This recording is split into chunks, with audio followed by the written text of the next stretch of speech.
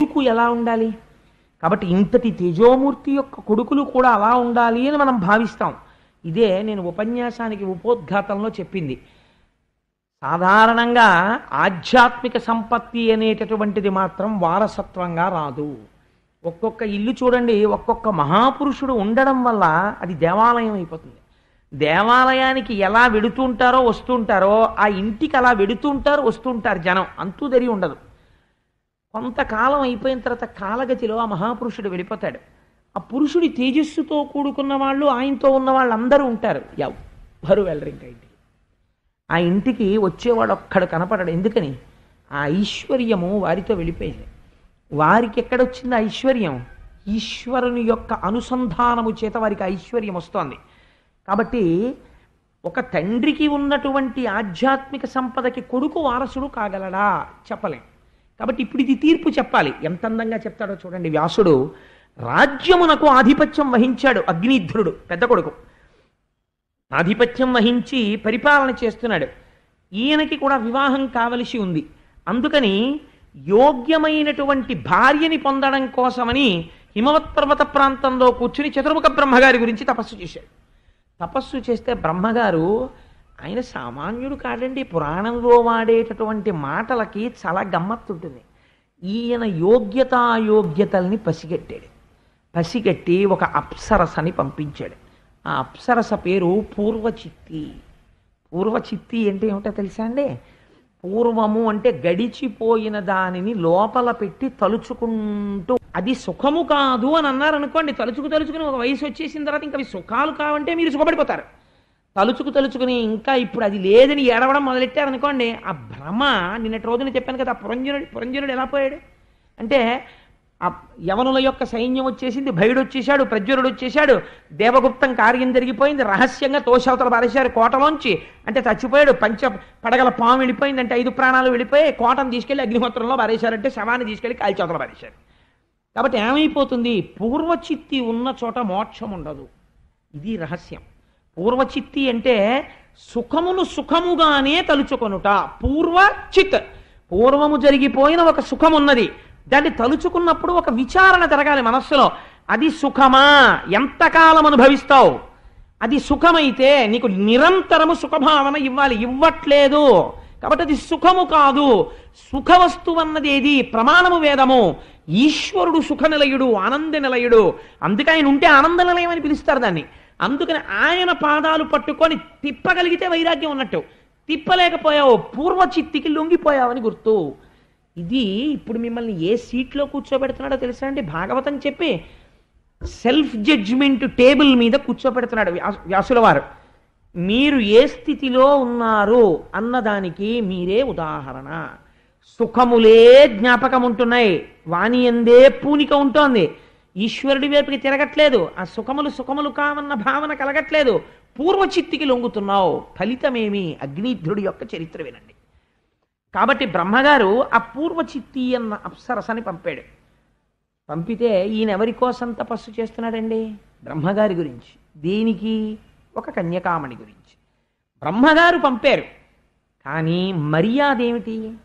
బ్రహ్మగారు వచ్చి చెప్పాలి, నాయనా నువ్వు తపస్సు చేసావురా ఆడపిల్ల కోసం, ఎంత గొప్ప తపస్సు చేసావు. మరి కర్దమ ప్రజాపతికి శ్రీమన్నారాయణుడు ఇచ్చి చెప్పలేదు రేపటి రోజున నీ కోసం దేవహూతి వస్తోందని? అలా చతుర్ముఖ బ్రహ్మగారు వచ్చే వరకు వేచి ఉండాలి. అయా ఆయన తీసుకొచ్చి నాకు అప్పచెప్తే నీ వంక చూస్తాను తప్ప, లేకపోతే నేను చూడననాలి. కానీ ఈయనకి సుఖము అన్నది కనపడితే చాలా అక్కడ మనసు లగ్నం అవుతుంటుంది, అదో అలవాటు ఈయనకి. అందుకని ఈయన మనస్సు యొక్క స్థితి అది. కాబట్టి ఏం చేశాడు? ఆ పూర్వచిత్తి గజ్జెల చప్పుడు విన్నాడు, కళ్ళు విప్పాడు, చూశాడు, అబ్బో ఇంకా పెద్ద స్తోత్రం మొదలెట్టాడు. ఎలా మొదలెట్టాడంటే చాలా గమ్మత్తైన స్తోత్రం మొదలెట్టాడు. ఈయన తపస్సు కదా చేస్తున్నాడు, నువ్వు కూడా తపస్సు చేస్తున్నావా? నీ అందం ఏమిటి, అసలు నీ శరీరం ఏమిటి అని ఇంకా అంగాంగ వర్ణనం అంతా చేశాడు. చేసి నీ కేశపాశములు ఎలా ఉన్నాయి, నువ్వు పెట్టుకున్న పూలు ఎలా ఉన్నాయి, వాటి వెనకాతలు వస్తున్న తుమ్మెదలు ఎలా ఉన్నాయో తెలుసా? వేదం చెప్పగలిగినటువంటి మహాపురుషుడైనటువంటి వాడి వెనకాతల శిష్యులు ఎలా పెడతారో అలా వస్తున్నాయి తుమ్మెదలు. మీ లోకం ఎక్కడా, నువ్వేం తింటూ ఉంటావు, నన్ను ఒకసారి తీసుకెడతావా లోకానికి? ఇవన్నీ మభ్యపెట్టే మాటలన్నీ మాట్లాడాడు. ఫలితమేమి? పూర్వచిత్తి లొంగినది. ఏమవుతుంది? ఆ సుఖాన్ని తలుచుకొని అబ్బా ఆ సుఖం ఎంత బాగుంటుందో ఎంత బాగుంటుందో ఎంత బాగుంటుందో, ఆ పులిహార ఎంత బాగుంటుందో పులిహార ఎంత బాగుంటుందో, నీ కర్మ పులిహారకి ఏం లోటు లేదు, శుభ్రంగా చింతపండు పులిసేసుకొని తినచ్చు. కానీ పులిహార ఈశ్వరుడికి నివేదన చేసి ఎన్నాళ్ళయిందో, చాలా కాలం అయిపోయింది ఇంట్లో పులిహార నివేదన చేసి, మంగళద్రవ్యం పసుపన్నం, రేపటి రోజున మనం ఒక్కసారి పులిహార చేయించి నారాయణుడికి మనం నివేదన చేయాలి, చేసి ఇంట్లో అందరం ఒక్కసారి ఆ పసుపన్నాన్ని తినాలి, తింటే మళ్ళీ మంగళములు కలుగుతాయి. ఈ మధ్య ఎందుకో మనస్సు ఆందోళనగా ఉంటుంది, అనుకున్న పని జరగట్లేదు, రేపు స్వామికి పులిహార నివేదన చేద్దాం, చేసి ప్రసాదంగా స్వీకరిద్దాం అన్నాడు అనుకోండి. మామూలుగా పులిహార తినడానికి పులిహార నైవేద్యం పెట్టి తిందాం అన్నదానికి తేడా లేదండి, చాలా తేడా ఉంది. బ్రహ్మగారు వచ్చి చూపించకుండా పూర్వచిత్తిని పొందడానికి, పూర్వచిత్తిని చూసి స్తోత్రం చేసి తను పొందడానికి తేడా లేదు, చాలా తేడా ఉంది. ఈ స్తోత్రానికి ఆవిడ లొంగితే ఆ పూర్వచిత్తితో కలిసి చాలా సంతోషంగా కాలం గడుపుతున్నాడు.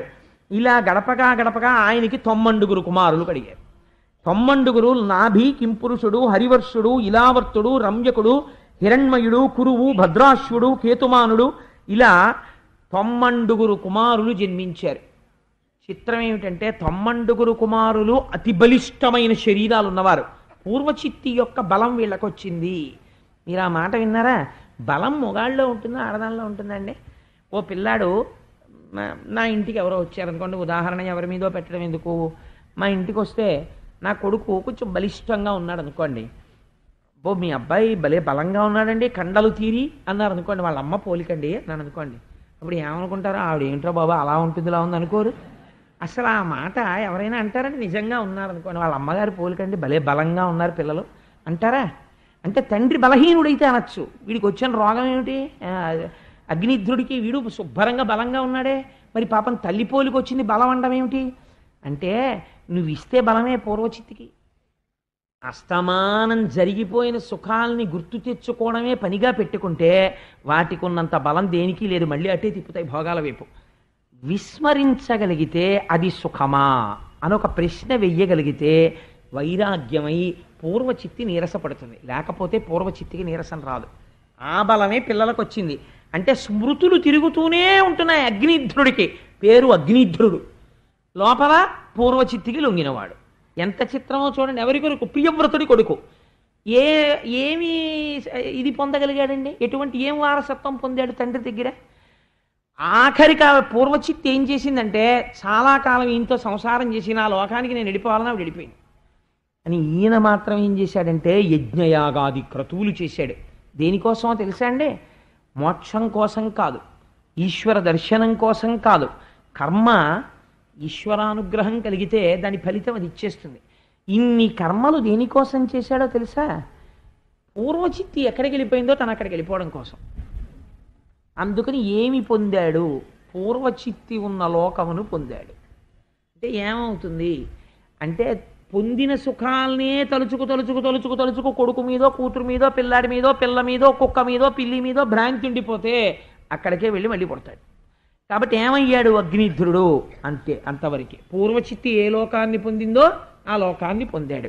ఇప్పుడు ప్రియవ్రతుణ్ణి అగ్నిధ్రుణ్ణి మీరు పోల్చి చూసుకోమని కథ ఎందుకు వచ్చాయి? ఇప్పుడు నేను అనుకుంటున్నాను, ఈ సభలో ఉన్న ఎవరినైనా పిలిచి ఇక్కడ కూర్చుని చెప్పమంటే నాకన్నా చాలా బాగా చెప్తారు వీళ్ళిద్దరికీ ఉన్న తేడా. ఎందుకంటే వినేటప్పుడు నిప్పురవ్వలు వచ్చినట్టు ఆలోచనలు వచ్చేస్తాయి. నిజమే, ఇక్కడ ఈ తేడా ఉంది, అక్కడ ఆ తేడా ఉందని. ఎంత తేడా ఉందో చూడండి. ఆయన ప్రశ్న వేసుకున్నాడు ప్రియవ్రతుడు, భార్యని విడిచిపెట్టి తపస్సుకి వెళ్ళాడు. ఎన్నడూ ప్రశ్న వేసుకోలేదు, పూర్వచిత్తికి లొంగిపోయాడు అగ్నిధ్రుడు. ఏమి పొందాడు? పూర్వచిత్తి ఉన్న లోకాన్ని పొందాడు. ప్రియవ్రతుడు ఏం పొందాడు? పునరావృత్తి రహిత శాశ్వత శివ సాయుధ్యమును పొందాడు, మోక్షాన్ని పొందాడు. ఈ పూర్వచిత్తి యొక్క అగ్నిధ్రుని యొక్క పెద్ద కుమారుడైనటువంటి నాభి మేరుదేవి అనబడేటటువంటి ఒక స్త్రీని వివాహం చేసుకున్నాడు. ఆవిడతో కలిసి సంతానమును పొందాలి అని అనుకున్నాడు.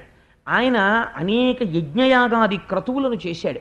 ఆశ్చర్యం ఏంటంటే, తపస్సు చేసి కొడుకుని పొందాడు అగ్నిధ్రుడు, యజ్ఞము చేసి కొడుకుని పొందాడు నాభి.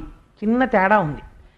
నేను మీకు మొన్నటి రోజున ఒక మాట చెప్పాను. విష్ణు సహస్రంలో ఒక మాట ఉన్నది, యజ్ఞభృత్యజ్ఞకృత్యజ్ఞీ యజ్ఞభుక్యజ్ఞ సాధన యజ్ఞాంతకృత్యజ్ఞగుహ్యం అన్నమన్నాదయేవచ. యజ్ఞో యజ్ఞపతిర్యజ్వా యజ్ఞాంగో యజ్ఞవాహన అని. యజ్ఞం అంటే నారాయణుడే.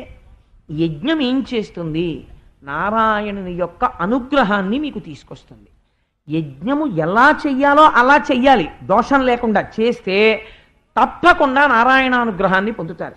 నారాయణానుగ్రహాన్ని పొందితే ఏమవుతుంది అంటే, మీ ఇంట్లో ఫ్యాన్లు బిగించేసుకున్నారు, కొత్త ఫ్లాట్లో లైట్లు బిగించేసుకున్నారు, ఎగ్జాస్ట్ ఫ్యాన్ బిగించేసుకున్నారు, బెడ్ ల్యాంపులు బిగించేసుకున్నారు, అన్నీ బిగించేసుకున్నారు, కానీ ఇంటికి ఇంకా కరెంట్ కనెక్షన్ ఇవ్వలేదు. ఇప్పుడు ఇవి ఏమైనా పనిచేస్తాయా? ఏ రోజు దేనికోసం చూడాలి? ఏమంటే ఆ ట్రాన్స్కో వాళ్ళు నాకు కనెక్షన్ ఇస్తే బాగుండండి, కనెక్షన్ ఇస్తే బాగుండండి అనాలి. వాడు ఆ మెయిన్ వైర్ నుంచి వేళ్లాడుతున్న వైర్ తీసుకెళ్ళి ట్రాన్స్ఫార్మర్ నుంచి తీసుకొచ్చి కనెక్షన్ ఇచ్చాడు, అన్నీ తిరిగేశాయి. శ్రీమన్నారాయణుడు అంతే అంతే. ఈ జగత్తుకంతటికీ సృష్టికర్త, స్థితికర్త, ప్రళయకర్త అన్నీ ఆయనే. అటువంటి బ్రహ్మము ఏది ఇవ్వలేదు? ఒకడికి మోక్షం ఇస్తుంది, ఒకడికి కొడుకునిస్తుంది, ఒకడికి కూతురునిస్తుంది, ఒకడికి గోవునిస్తుంది, ఒకడికి తానే పుట్టి పరిపాలన చేస్తాడు పృథు మహారాజు గారిలాగా. కాబట్టి ఇప్పుడు ఆయన ఏమి ఇవ్వగలడు? ఏమైనా ఇవ్వగలడు. కాబట్టి ఇప్పుడు ఆయన యొక్క అనుగ్రహాన్ని పొందాలి. ఏం చెయ్యాలి? యజ్ఞము చెయ్యాలి. కాబట్టి ఈయన ఏం చేశాడు? కొడుకు కోసం యజ్ఞం చేశాడు. యజ్ఞం చేస్తే ఆ యజ్ఞమునకు ప్రీతి చెందాడు భగవానుడు. ఈయనకి వచ్చినటువంటి రాజ్యము పేరు అజనాభము అని పిలిచారు, నాభి పరిపాలించాడు కాబట్టి. ఈయన చేసినటువంటి యజ్ఞమునకు సంతసించి శ్రీ మహావిష్ణువు ప్రత్యక్షమయ్యారు.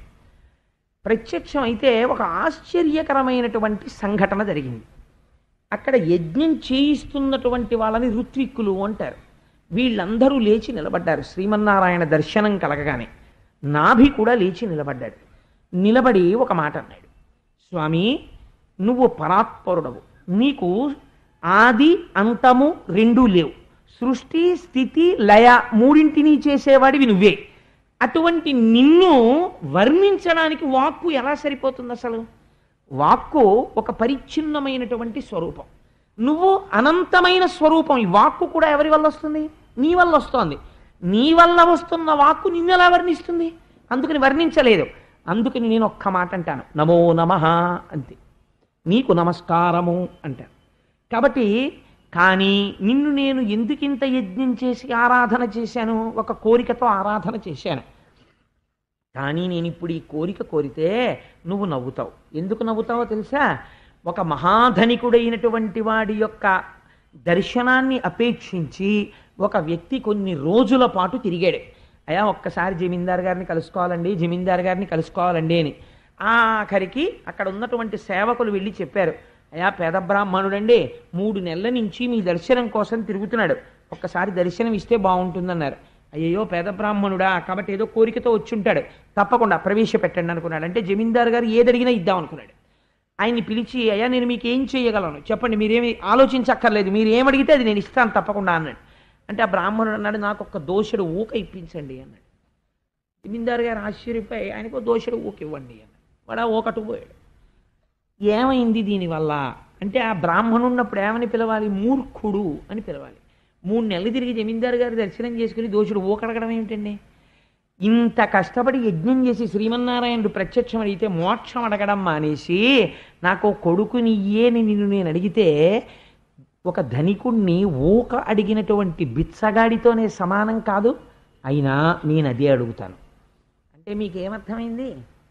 గృహస్థాశ్రమం పట్ల నాభికి ఉన్న గౌరవం అటువంటిది. తను ఒక కొడుకుని కంటే తప్ప పితృరుణం నుంచి తాను విముక్తుడు కాడు. కానీ ఆ కొడుకు తనని ఉద్ధరించేటటువంటి కొడుకు కావాలి. అందుకని ఇంకా ఆ విషయంలో సందేహం లేకుండా ఉండాలంటే ఈశ్వరుడి దగ్గర చమత్కారం ఉంటుంది. నాకు మంచి ఉత్తముడైన కొడుకుని ప్రసాదించు అన్నారనుకోండి. ఓసారి మృకండ మహర్షి అడిగారు అలాగా,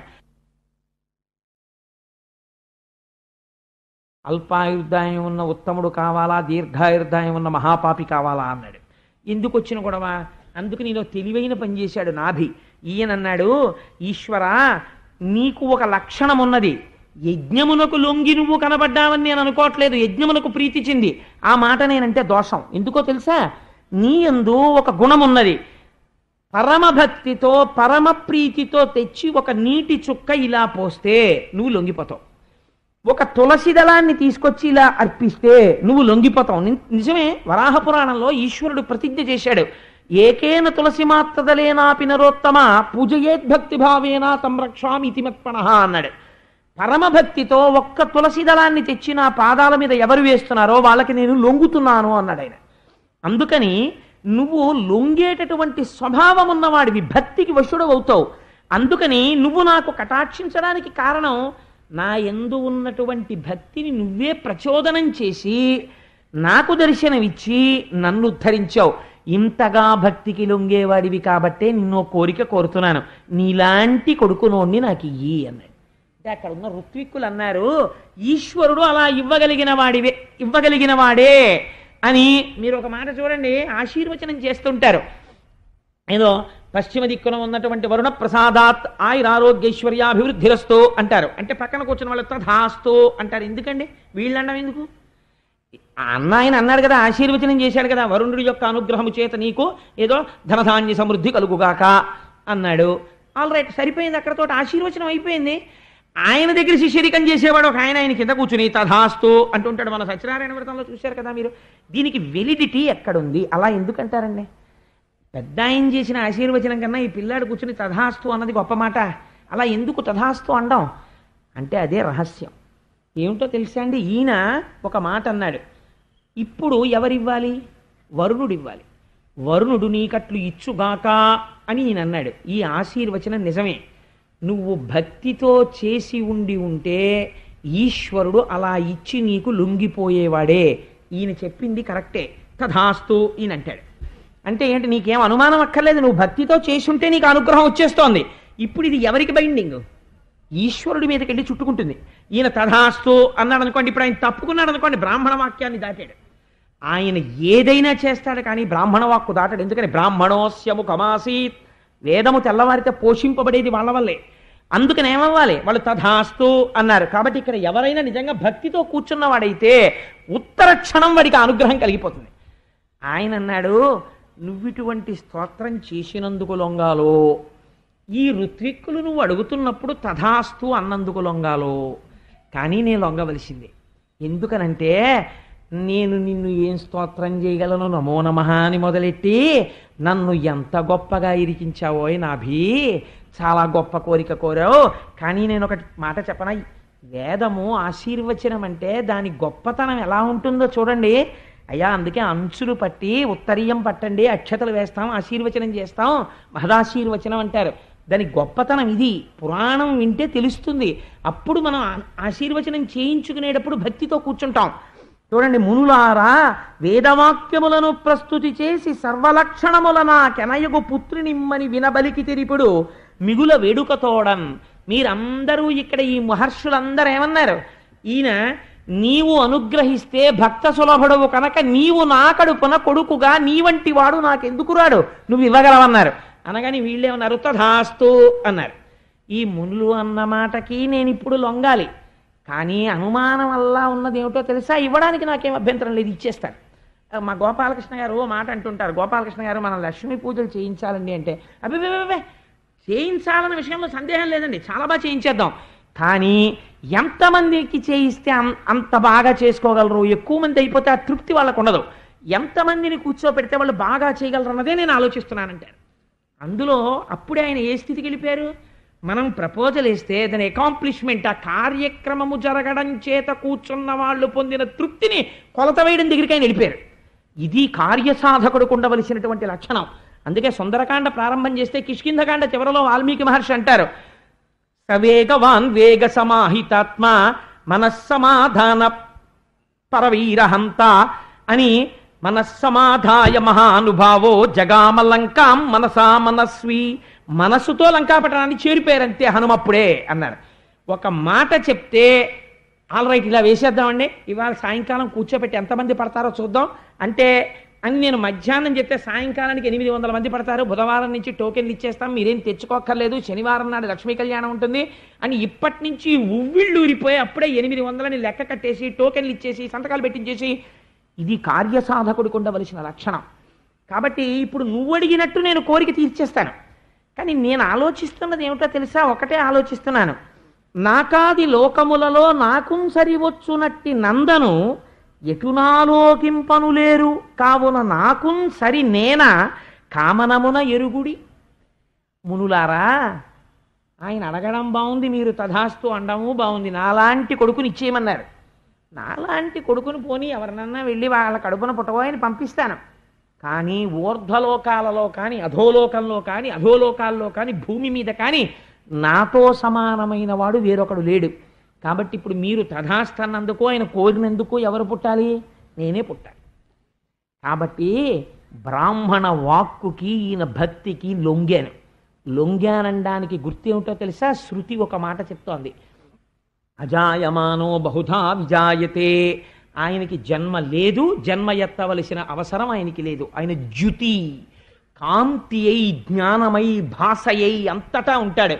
భక్తికి ఎంత లొంగాడు అంటే, నేను ముందు ఆ నాభి తినేటటువంటి ఆహారంలోంచి నాభిలోకి వెడతాను.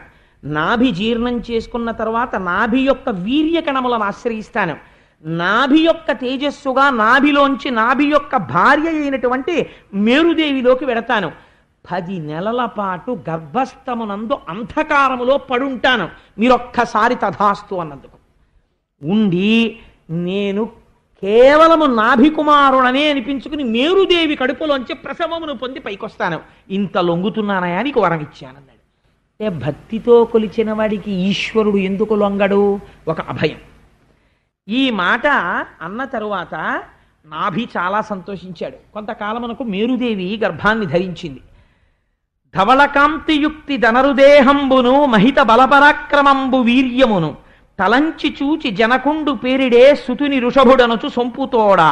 అది ఎరింగి ఋషభుడంతటా పుట్టిన పిల్లాడు చూడండి. మనం సాధారణంగా ఒక మాట చెప్తుంటాం, నల్లగా ఉంటే శ్రీమన్నారాయణుడు, తెల్లగా ఉంటే పరమశివుడని.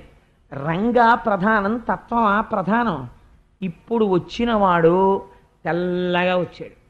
నల్లటివాడు నేను పుడతానని వరం ఇచ్చాడు, తెల్లటి వాడిగా బయటికి వచ్చాడు. అంటే లోకానికి ఏదో జ్ఞానబోధ చెయ్యడానికి వచ్చాడు. తెలుపులోంచి అన్ని రంగులు పైకొచ్చి తెలుపులోకి వెళ్ళిపోతాయి. అంటే సృష్టి ఎందులోంచి వచ్చి ఎందులోకి వెళ్ళిపోతుందో చెప్పే మహాజ్ఞానిగా రాబోతున్నాడు. దానివల్ల పైన వంశమంతా తరించిపోవాలి, తను కొడుకుగా కావాలని అడిగినందుకు. ఒక జ్ఞాని పుట్టుక చేతనే కదండి 7 తరాలు తరిస్తాయి. అందుకని ఇప్పుడు తెల్లటి వాడిగా వచ్చాడు. ఈ పిల్లవాడిని చూసుకుని మురిసిపోయి నాభి కొడుక్కి పేరు పెట్టుకున్నట్ట. ఏమని? ఋషభుడు అని పేరు పెట్టుకున్నట్ట. కొంతకాలం అయిన తరువాత ఋషభుడు బాహ్య పూజ చేసేవాడు కాదు. ఆంతరమునందు విశేషమైనటువంటి యోగమును అనుసంధానం చేస్తుండేవాడు. అనేన యుజ్యతే ఇది యోగ అని ఉత్పత్తి. ఒకటిలోకి అన్నిటినీ తెచ్చి లోపల సమాధి యందు దర్శనం చేయడం. ఇంద్రుడికి కోపం వచ్చింది. బాహ్య కర్మలు చెయ్యట్లేదు ఋషభుడని వర్షం కురిపించడం ఆపేశాడు. ఆపేస్తే తండ్రి వెళ్ళి ఋషభుడితో బాధపడ్డాడు, మన రాజ్యంలో వర్షం పట్టలేదురా, క్షామం వచ్చేట్టుంది. ఋషభుడు ఒక్క నవ్వు నవ్వి తన యోగబలంతో మేఘాల్ని సృష్టించి తన రాజ్యం ఎంతవరకు ఉందో అంతవరకు వర్షాలు కురిపించాడు. కురిపిస్తే అది ఎరింగి ఋషభుడంతట యోగమాయాబలంబు కథన అఖిల రాజ్యమందు కురియజేసే అత్యంత సంపూర్ణ వృష్టి దినదినంబు వృద్ధి పొందా. దాని చేత ఎక్కడ చూసినా పంటలు పండి సస్యశ్యామలమైపోయి నాభి పరమ సంతోషం పడేటట్టుగా ఈ ఋషభుడు ప్రవర్తించాడు. ఋషభుడు లాంటి కొడుకు పుట్టాడు, అంతే చాలని పరమ సంతోషాన్ని పొంది ఋషభుడికి పట్టాభిషేకం చేసి, మీరు గమ్మత్తు గమనించాలి, తను కోరాడు, ఈశ్వరుడు కొడుకుగా వచ్చాడు. అయినా సరే ఎందుకండి ఎక్కడికో వెళ్ళేందుకండి తపస్సు, మా ఇంట్లోనే ఉన్నాడుగా మా అబ్బాయి రూపంలో ఈశ్వరుడు అని అడ్వర్టైజ్మెంట్ చేసుకుని ఇంట్లో ఉండలేదు. ఇక్కడ ఉన్నవి భోగస్థానములే. నేను ఇక్కడ ఈశ్వరుణ్ణి పట్టుకోవాలి, మా ఇంట్లో తిరుగుతున్న ఈశ్వరుణ్ణి కాదు, ఇక్కడ పట్టుకోవడం నేర్చుకోవాలి ఈశ్వరుణ్ణి. అటువంటి తపస్సు కోసం నాభి ఇల్లు విడిచిపెట్టి వెళ్ళిపోయాడు. వెళ్ళిపోయి తపస్సు చేసి బ్రహ్మమునందు కలిసిపోయాడు. ఇప్పుడు నాభి ఒక కొత్త మార్గాన్ని ఆవిష్కరించాడు. ఏ మార్గాన్ని ఆవిష్కరించాడు? యజ్ఞము యొక్క గొప్పతనాన్ని ఆవిష్కరించాడు. యజ్ఞము చేత భక్తి చేత పరమేశ్వరుణ్ణి ఎలాగా కట్టి తన కొడుకుగా తెచ్చుకోవచ్చు, గృహస్థాశ్రమంలో ఉన్నవాడు ఏ స్థితిని పొందవచ్చు. మోక్షం ఇమ్మని అడగలేదు, కానీ ఋషభుణ్ణి కొడుకుగా పొంది వైరాగ్య సంపత్తి చేత తాను మోక్షం పొందాడు. ఇది నాభి యొక్క వృత్తాంతం. ఋషభుడు చాలా కాలం రాజ్యం చేశాడు. కొన్ని వేల సంవత్సరములు రాజ్యం చేసి ఆయన కూడా వివాహం చేసుకుని, ఆ వివాహం చేసుకున్న తర్వాత తన కుమారుల్ని పిలిచి రాజ్యం అప్పజెప్పేశాడు. అప్పజెప్పేసి వృద్ధుడై వెళ్ళిపోయే ముందు పిల్లల్ని పిలిచి ఒక మాట చెప్పాడు. ఇది అంటారు, వృషభుడి యొక్క చరిత్ర ఎవరు వింటున్నారో అటువంటి వారికి సాక్షాత్తుగా శ్రీ మహావిష్ణువు యొక్క అనుగ్రహం కలుగుతుంది అంటారు. ఇంతటి అవతారం వచ్చి ఏమీ చెప్పకుండా వెళ్ళిపోయింది అనుకోండి, వెళ్ళిపోతే మానవాళికి ఒక సందేశం అందదు. అందుకే వృషభుడు ఒక మాట చెప్పాడు పిల్లలకి, తనయులారా వినుడు, ధరలోన పుట్టిన పురుషులకును శునకములకు లేని కష్టములను తెచ్చు కాన కామంబుల వలన బుద్ధి చేయవలదు మీరు. కుక్క ఎన్ని కష్టాలు పడుతుందో కుక్కని సాధారణంగా పవిత్రమైన ప్రదేశంలోకి రానివ్వరు. ఎందుకనంటే జ్ఞాని దృష్టిలో కుక్క అయినా ఒకటే, ఇంకోటైనా ఒకటే, అన్నిటి యందు సమబుద్ధితో ఉంటాడు. అందుకని కాదు, దాని దేహము యొక్క స్థితి చేత అది ఎక్కడైనా ఇంటి లోపలికి కానీ దేవాలయంలోకి కానీ ఇలాంటి చోట ప్రవేశిస్తే దేవతలు ఆ రోజు నివేదన స్వీకరించరు అని. అందుచేత ఏమవుతుంది, కుక్క ఎన్ని కష్టాలు పడుతుంది. అందుకే కుక్క ఒకదానికి చీత్తారు, చీ కుక్క అంటారు. అందుకని కుక్క ముట్టేసిందిరా అంటారు. ఏదైనా వ్రతం పాడైపోయింది అనుకోండి, కుక్క ముట్టేసుకుందండి అంటారు. కుక్క ఎన్ని కష్టాలు పడుతోందో అత్యంత పవిత్రమైన ఉపాధిని పొందినటువంటి మనిషి కూడా అన్ని కష్టాలు పడుతున్నాడు. దేనివల్ల తెలుసా? ఈశ్వరుడి వల్ల కాదు, కేవలము కామము చేత. కామము అంటే మీరు ఒకటి అర్థం చేసుకోండి, కామము అన్న మాట నేను ఉచ్చరించినప్పుడల్లా నేను కేవలము స్త్రీ పురుష సంబంధమైన గ్రామ్య సుఖము గురించి నేను మాట్లాడటం లేదు. కామం అంటే కోరిక. కోరికకి ఒక లక్షణం ఉంటుంది. అది ఏం చేస్తుందో తెలుసా అండి? అంధత్వమును ఏర్పరుస్తుంది లోపల. ఎందుకని అంటే మీరు ఒక కోరికకి లొంగారనుకోండి, ఒక పరిమితమైనటువంటి కోరిక పెట్టుకుని మీ శక్తి చూసుకొని అక్కడ వరకు మీరు ప్రయాణం చేయడం గృహస్థాశ్రమంలో దోషం కాదు. కానీ మీ అలివిలేని కోరిక మీరు పెంచుకోవడం మొదలెట్టారనుకోండి, వాళ్ళని చూసి వీళ్ళని చూసి నాకు ₹1,00,00,000 ఉంటే బాగుండు, నేను కూడా అమెరికా అధ్యక్షుడిని అయిపోతే బాగుండు, లేకపోతే నేను కూడా ఇండియాకి ప్రైమ్ మినిస్టర్ని అయిపోతే బాగుండు అని వెర్రి కోరిక పుట్టింది అనుకోండి, అర్థం లేని పనులన్నీ మొదలు పెడతాడు. దీనివల్ల ఏమైపోతుందంటే నీకు కోరిక పుట్టింది అనగానే ఆ కోరిక మిమ్మల్ని బంధిస్తుంది. ఇదేం చేస్తుందంటే మిమ్మల్ని తిప్పడం మొదలెడుతుంది. ఆ కోరిక ఎలా తీరుతుందండి? డబ్బులు రావాలి. డబ్బుల కోసం ఏం చేయాలి? తిరగడం మొదలెట్టాలి. ఇప్పుడు ఏమవుతుందంటే ధర్మము గాడి తప్పవచ్చు, అధర్మములోకి వెళ్ళవచ్చు, లేదా మీకు ఉండవలసిన దానికన్నా అనవసరమైన దానికి తిరగడంలో మీరు చెయ్యవలసిన ఈశ్వరారాధన మీరు వదులుకుంటున్నారు. కాబట్టి ఏమైపోయింది?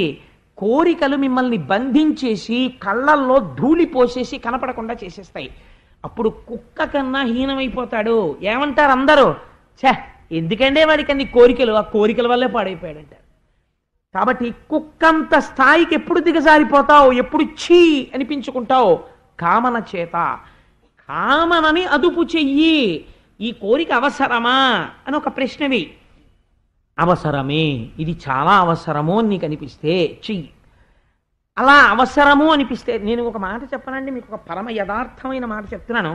నేను ఇవాళ అబద్ధం చెప్పడానికి నేను ఈ మాట చెప్పట్లేదు. దేశంలో తీర్థయాత్ర చేయడం అన్నది కూడా ఒక స్థితి తరువాత అనవసరమైన పని అయిపోతుంది. శాస్త్రం అలాగే మాట్లాడింది. ఎందుకో తెలుసా అండి? చాలా బరువు అవుతుంది, చేయకూడదు. ఎందుకంటే ఒంట్లో ఓపిక ఉన్నప్పుడు మీరు యాత్ర చేయాలి. ఒంట్లో ఓపిక ఉన్నప్పుడు యాత్ర చేసినప్పుడు మీరు సమస్తము మనస్సు దేవాలయంలోకి వెళ్ళినప్పుడు పూర్ణంగా దాని మీదే పెట్టాలి. మీరు పునః ఇక్కడ దర్శనం ప్రారంభం చెయ్యాలి.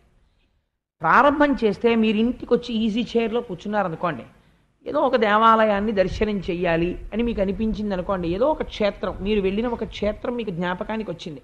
మీరు ఆ క్షేత్రం మళ్ళీ వెడదామని అనిపించకూడదు. ఓపిక ఉన్నప్పుడు ఎన్ని మాటలైనా వెళ్ళచ్చు, నేను కాదంటలేదు. ఆర్థిక పరిపుష్టి ఉండి ఒంట్లో ఓపిక ఉంటే 1000 మాటలు వెళ్ళండి, తప్పులేదు. వృద్ధాప్యం వచ్చిన తర్వాత తినేయకూడదు పట్టుకుని, నన్ను అక్కడికి తీసుకెళ్ళి ఇక్కడికి. నీ ఒంట్లో ఓపిక ఉన్నప్పుడు వెళ్ళడం మానేశావా, ఇప్పుడు తినేస్తావా అందరినీ? తప్పది. ఏమో ఏ కారణం చేతనో అయితే మినహాయింపు, కానీ నువ్వు వెళ్ళి వచ్చిన దాన్ని ఇక్కడ చూడగలగాలి. అదే మానస పూజ. ఒక చోట నువ్వు కూర్చుంటే నీ మనస్సు చేత నువ్వు ఏ ప్రాంతమునకైనా వెళ్ళిపోగలగాలి. నువ్వు ఏ గుడి చూసొచ్చు. అందుకే గుళ్ళోకి వెళితే ఒక నియమం చెప్తారు. ఏమిటో తెలుసా అండి? గుళ్ళోకి వెళ్ళి బయటకు వచ్చిన తర్వాత కాసేపు కూర్చోండి అంటారు. కాసేపు కూర్చోండి అని ఎందుకంటారో తెలుసా అండి? నువ్వేం చూసావో అదోసారి చెక్ చేయి. కాసేపు మీరు చూసేస్తారు కదా, గుడి అంతా చూసేశాక మీరు ఇలా కూర్చున్నారనుకోండి, ఇలా కూర్చుంటే మీకు మొత్తం గుడి ప్రాంగణం అంతా జ్ఞాపకానికి వచ్చేయాలి.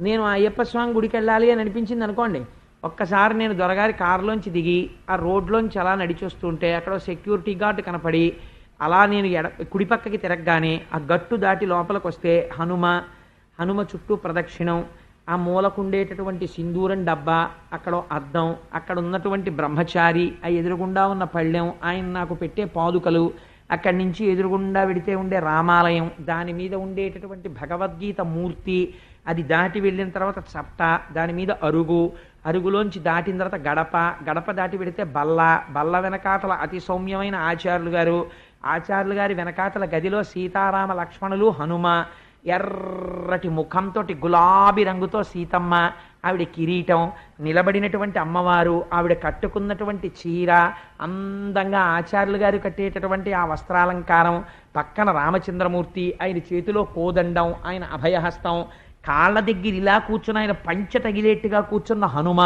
పక్కన లక్ష్మణస్వామి, ఆయన పట్టుకున్న ధనస్సు, ఆచార్యులు గారు ఇచ్చేటటువంటి నీరాజనం, ఆయన పట్టుకొచ్చి ఉద్ధరణితో నా చేత్తో పోసే నీళ్లు, నేను చేయి గడుక్కుని పట్టుకునే మంత్రపుష్పం, ఆయన చదివేసిన తర్వాత నేను ఆ పళ్ళెంలో వేసేటటువంటి పువ్వు, ఆయన నా గోత్రనామాలు చెప్తూ స్వామి పాదాల మీద వెయ్యడం, బయటకు వస్తుంటే ఎవరో దండం పెట్టడం, ఆ తర్వాత అది యువతలకి దాటి మళ్ళీ కొంచెం ఇలా కుడిపక్కకి తిరిగితే ఓ చిన్న గూట్లో త్యాగరాజస్వామి వారు ఇలా బ్రహ్మం వంక చూస్తూ పరవశించిపోతూ ఇలా తుంబుర పట్టుకుని ఆయన, ఇటు పక్కన కృష్ణ భగవానుడు, రుక్మిణీదేవి నిలబడి మంచి పంచ కట్టుకుని అమ్మవారు, అక్కడేమో అద్దాలతో ఎన్ని డబ్బులు లోపలున్నాయో కనపడేటటువంటి హుండీ, అందులోకి వేస్తే ఇలా మహానందిలో నీళ్లలోకి వెడుతున్న రూపాయి కనపడినట్టు ట్రాన్స్పరెన్సీ కనపడే ఒక విచిత్రమైన హుండీ, అక్కడేమో ఆచార్యులు గారు అబ్బాయి నవ్వుతూ అతని ఇచ్చే పాదుకలు, అతని ఇచ్చే నీరాజనం చూసి మళ్ళీ అందులోంచి బయటికి వచ్చి ఆలయ ప్రాంగణంలోకి వచ్చి కుడిపక్కకి తిరిగితే కనబడే దత్తాత్రేయ స్వామి వారు,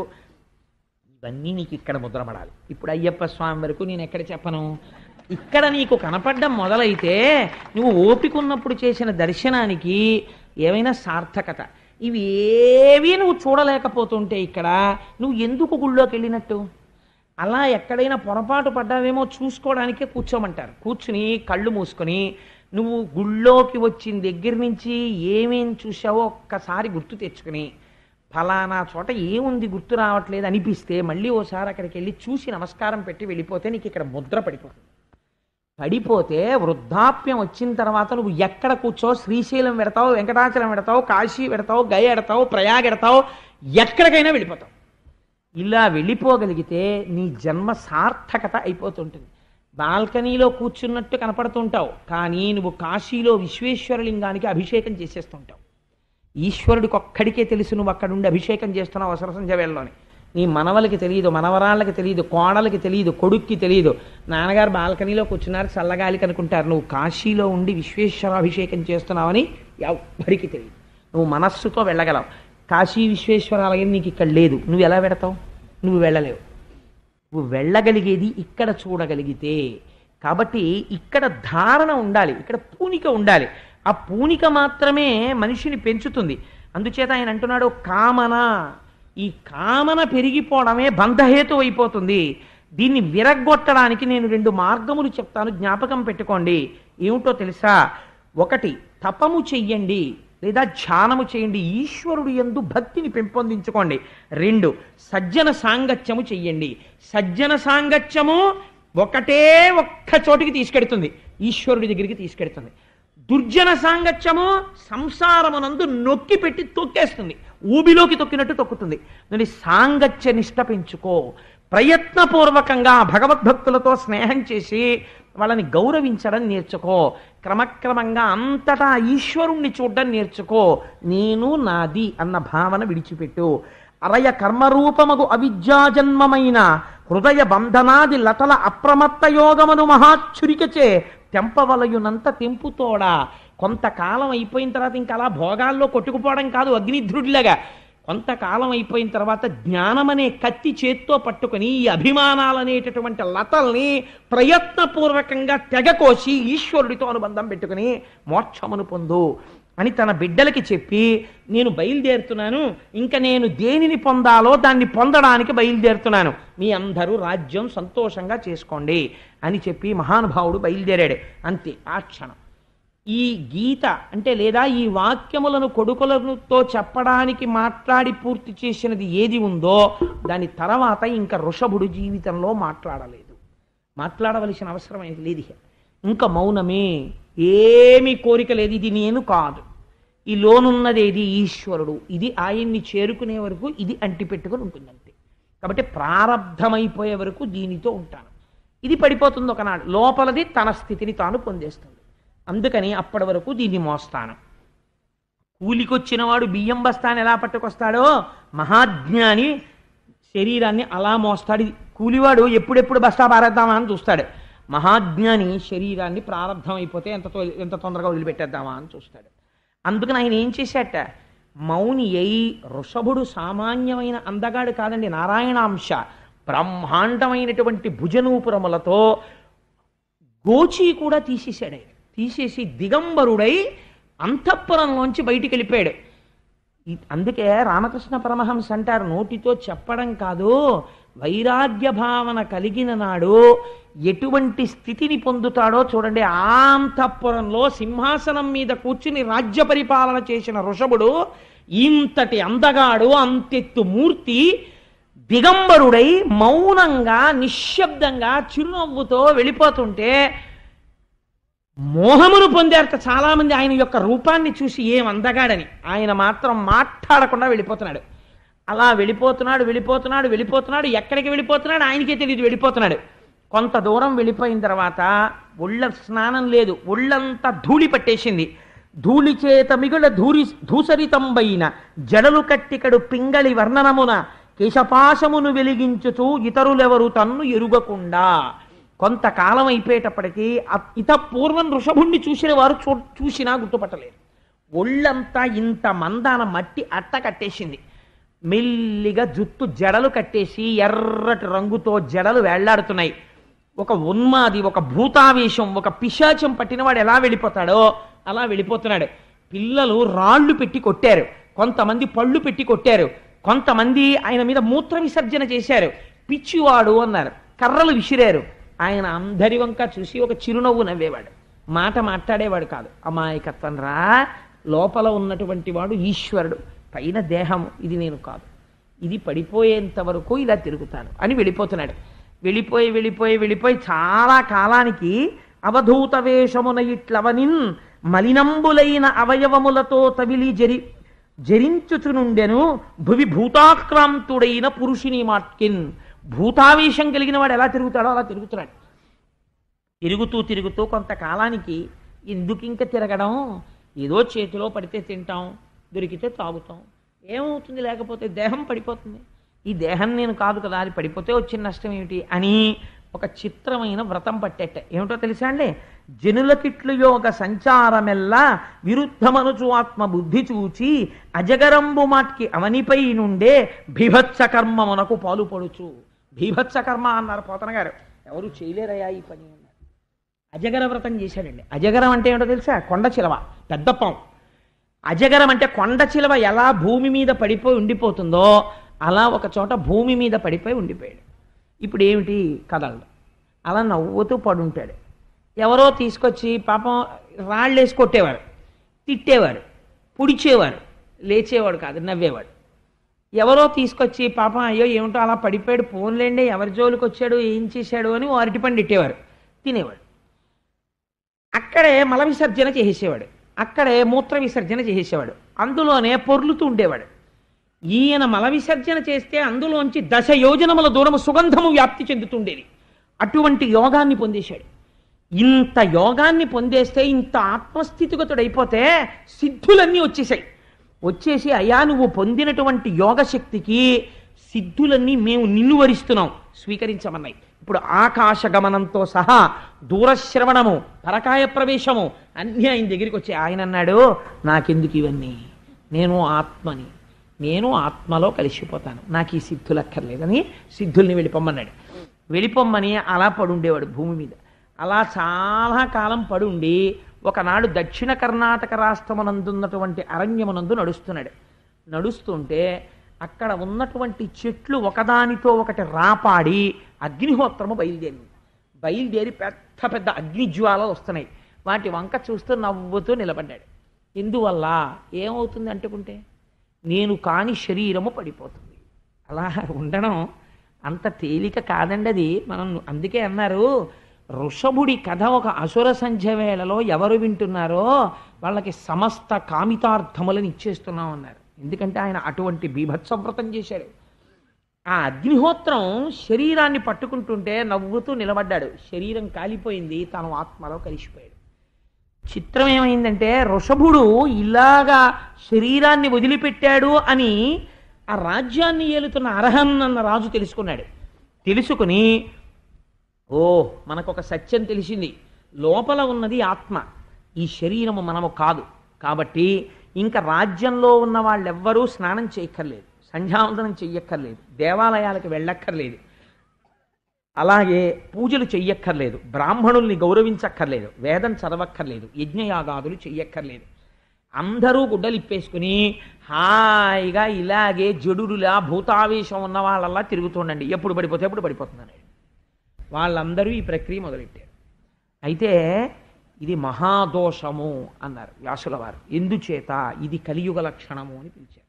కారణమేమి అంటే మీరు జ్ఞాపకం పెట్టుకోండి బాగా, మీరు ప్రయత్నపూర్వకముగా జ్ఞానిని అనుకరించరాదు. 2, మీరు జ్ఞానిని అనుకరించలేరు. 2, మీరు ఎన్నడూ అజ్ఞానిని అనుకరించరాదు. ఈ రెండు ఎక్స్ట్రీమ్స్ జీవితానికి. ఒకడు అజ్ఞాని, ఒకడు జ్ఞాని. జ్ఞాని తండ్రికి తద్దినం పెట్టడం, అజ్ఞాని తండ్రికి తద్దినం పెట్టడం. రమణ మహర్షి ఎప్పుడైనా వాళ్ళ నాన్నగారికి తద్దినం పెట్టారండి? పెట్టరు. ఎందుకు పెట్టరు? ఉన్నది ఒక్కటే బ్రహ్మము, ఇంకేమిటింది? తండ్రి ఏమిటి, వెళ్ళిపోవడం ఏమిటి, తద్దినం ఏమిటి అంటారా? రమణ మహర్షి వాళ్ళ నాన్నగారికి తద్దినం పెట్టలేదండి, నేను పెట్టనని మీరు అన్నారనుకోండి, చేతులు కాలిపోతాయి. ఎందుకని? రమణ మహర్షి ఆ కందిరీగలు కుడుతుంటే కాలప్పగించి నించున్నారు, మీరు నించుంటారా? జ్ఞానిని మీరు అనుకరించరాదు. మీరు జ్ఞాని అయిపోతే అలా అయిపోతారు అంతే. అంతేకాని జ్ఞాని ఏదో చేశాడని మీరు చేయడం మొదలెట్టకూడదు. మీరు కర్మ చెయ్యాలి, భక్తి చెయ్యాలి. ఈ రెండు మిమ్మల్ని జ్ఞానిని చేస్తాయి. అంతేకాని మీరు జ్ఞానిని పట్టుకుని ఇమిటేట్ చేయకూడదు. అలాగే అజ్ఞానిని ఇమిటేట్ చేయకూడదు. అజ్ఞాని ఏం చేస్తాడు? వాడు అంతే, వాడు ఒకటి చెప్తే వినడు, వాడు చదువుకోడు, వాడు తదినం పెట్టడు, వాడు మంచి పని చేయడు, వాడు గుళ్ళోకి వెళ్ళడు. వాడు చేయట్లేదంటే నేను చేయనంటే వాడు నాశనం అయిపోతాడు, నువ్వు నాశనం అయిపోతావు. అందుకని జీవితమునందు బాగా గుర్తుపెట్టుకోవలసినది ఏది? అజ్ఞానిని అనుకరించరాదు, మహాజ్ఞానిని అనుకరించు ప్రయత్నము కూడదు. కానీ మహాజ్ఞానిని గౌరవించి వారి బోధలు విని అటువంటి స్థితిని పొందడానికి భక్తితో కూడిన కర్మాచరణము చెయ్యాలి. ఇది వైరాగ్యం ఇచ్చి నిన్నొక నాటికి జ్ఞానిగా నిలబెట్టవచ్చు అంతే. ఇక్కడ కొంతమంది పొరపడుతుంటారు. అదే అర్హం చేసినటువంటి భయంకర కృత్యము. కాబట్టి పోతన గారు అన్నారు, ఒక మాట చెప్పారు, సాధారణంగా ఆ ఋషభుడు ఎలా జీవితాన్ని గడిపాడో అలా ఎవ్వరూ గడపలేరని మాత్రం జ్ఞాపకం పెట్టుకోండి. చాలా కష్టం. కాబట్టి ఏం చేస్తావు? ఒక మహాపురుషుడి యొక్క విశేషంగా ఇది విని చేతులొగ్గి నమస్కరించు. నీకు భక్తి జ్ఞాన వైరాగ్యములు కలిగి కృష్ణపాదములను చేరుకుంటావు. నీకు ఇహమునందు సమస్తము కలుగుతుంది. ఆ మహానుభావుడు, ఆ ఋషభుని యొక్క కుమారుడే భరతుడు. ఆయన పరిపాలించాడు కాబట్టే భరతుడు అని పేరొచ్చింది. ఆ భరతుడు విశ్వరూపుడు అనబడేటటువంటి ఆయన కుమార్తె పంచజనుడి వివాహం చేసుకుని 5 బిడ్డల్ని కన్నాడు. సుమతి, రాష్ట్రభృతుడు, సుదర్శనుడు, ఆవరుణుడు, ధూమ్రకేతువు. ఆయన భక్తి వైరాగ్యాలతో కొన్ని వేల లక్షల సంవత్సరములను భరతఖండం పరిపాలించాడు. ఆయనలా పరిపాలించిన వాళ్ళు ఇంకొకరు లేరు. కాబట్టి భారతదేశమును పరిపాలించినటువంటి భరతుని పేరు మీద ఈ దేశమునకు భరతఖండము అని పేరు వచ్చింది.